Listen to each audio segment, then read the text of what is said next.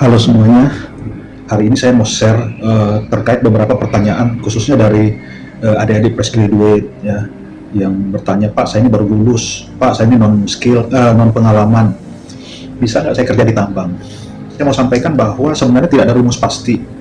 100% rumus itu bisa digunakan dan pasti dapat pekerjaan, nggak juga ya, karena eh, kita dapat pekerjaan itu kan ada beberapa faktor yang mempengaruhi. Yang pertama ya tentu harus ada posisi yang lowong. Yang kedua harus ada kesempatan, lalu peluang yang terbuka besar, lalu yang selanjutnya ada faktor-faktor non teknis, misalnya siapa yang kira-kira bisa bantu kita untuk mendapatkan pekerjaan itu, dan juga faktor-faktor lainnya, misalnya faktor keberuntungan dan lain-lain.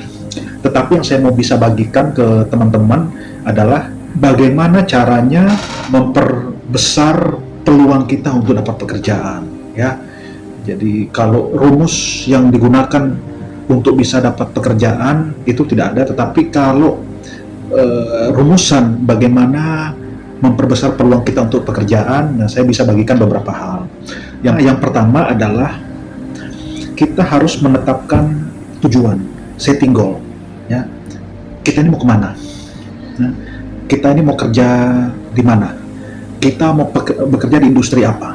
Ya, di mana tempatnya misalnya ya. Kalau ambil contoh, kalau misalnya mau kerja di tambang yang ada di Kalimantan, ya tentu peluang yang besar adalah mereka yang berdomisili di Kalimantan, dan lebih spesifik adalah orang-orang yang tinggal di sekitar konsep. Tapi muncul pertanyaan, Pak, tapi kan sekarang eranya Zoom, online meeting, online interview, kenapa nggak pakai itu aja? Nggak segampang itu juga ya. Artinya kalau misalnya di kandidat di sekitar tambang banyak, ya ngapain saya harus ngambil orang di luar daerah, ya kan?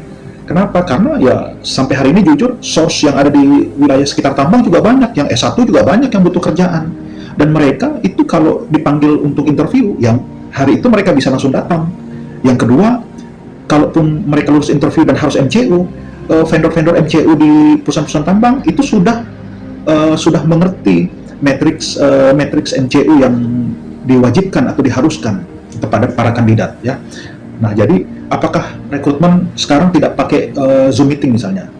Ya, ada beberapa posisi, ada beberapa jabatan, ada beberapa orang yang punya skill tertentu, yang skillnya itu dibutuhkan oleh perusahaan dan memang mengharuskan, tidak ada jalan lain untuk interview melalui Zoom meeting, ya kita akan lakukan ya. Itu special case. Tapi untuk yang non pengalaman, yang fresh graduate, ya tentu pada prakteknya kami mengutamakan orang-orang yang ada di sekitar konsesi tambang ya, atau mereka yang berdomisili di ring 1 atau ring 2 konsesi tambang ya.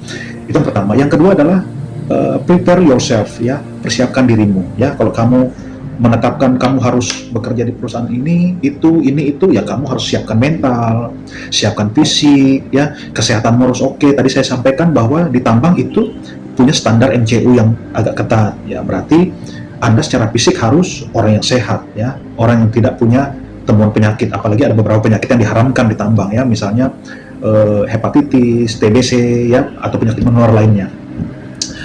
Nah, kalau kalian memutuskan untuk merantau ya Anda harus siapkan biaya ya. Itu yang kedua. Yang ketiga adalah kamu harus punya kompetensi yang cukup ya. Kamu harus punya sertifikat ya. Kamu juga harus punya pengetahuan cukup. Misalnya kamu mau kerja di tambang, ya kamu harus punya gambaran di tambang itu bisnis prosesnya bagaimana ya. Itu harus ngerti. Nah, jadi syukur-syukur kalau misalnya selain kamu punya ijazah, misalnya S1, kamu juga punya sertifikasi yang lain yang mendukung impian kamu ya. Jadi jangan takut mengupgrade diri. Kalau kamu punya uang, ya silakan ambil sertifikasi yang itu nanti bisa bantu kamu ketika kamu mencari pekerjaan di tambang ya. Yang selanjutnya adalah kamu harus membangun komunikasi atau networking ya. Kamu harus punya jaringan. Ini hal yang paling penting ketika fresh graduate ya, orang-orang yang berpengalaman mencari pekerjaan. Jadi kamu harus membangun komunikasi dengan siapapun, berteman dengan siapapun. Kalau kamu ingin kerja di tambang, ya kamu harus cari circle-circle orang-orang yang kerja di tambang ya. Karena biasanya informasi terkait dengan lowongan, informasi terkait dengan kesempatan-kesempatan bekerja itu datang dari mereka. Terkadang tidak butuh waktu lama informasi itu beberapa perusahaan sudah dapat kandidatnya. Makanya tadi saya bilang penting bahwa ya kalau kamu pingin kerja di tambang, kamu berada di luar daerah ya, kamu harus siap merantau. Karena memang informasi-informasi pekerjaan itu cepat banget, dinamis ya di tambang. Mungkin hari ini saya sampaikan informasi ada lowongan, ya hari itu juga mungkin saya sudah dapat kandidat dan langsung diproses. Nah, enaknya karyawan lokal kan saya tinggal panggil datang. Selesai interview, saya langsung arahkan MCU, selesai. Tapi kalau dari luar daerah, ya saya kesulitan. Belum lagi mereka harus cari tiket, mereka cari biaya misalnya untuk sampai ke tempat pekerjaan, kan makan waktu. Jadi kenapa saya bilang ya kami lebih suka orang-orang yang domisilinya berada di wilayah sekitar tambang. Bukan karena kami tidak mau pakai media online, tapi untuk apa gitu? Karena memang source-nya banyak ya.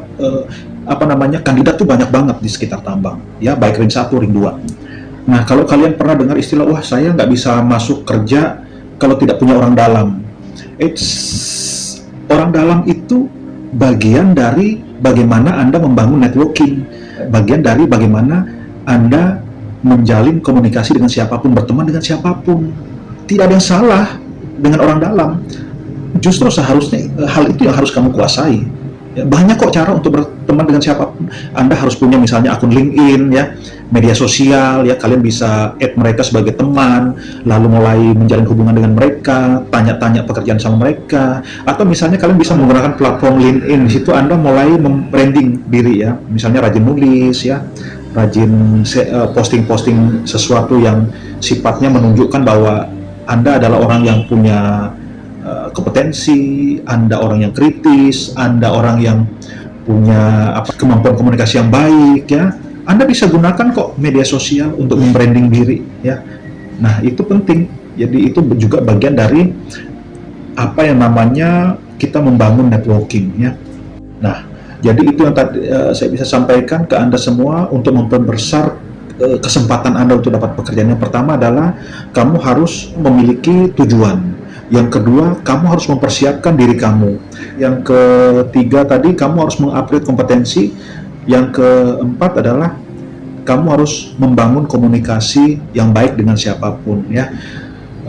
Saya harap tips ini bisa membantu kalian untuk memperbesar kesempatan kalian untuk dapat pekerjaan.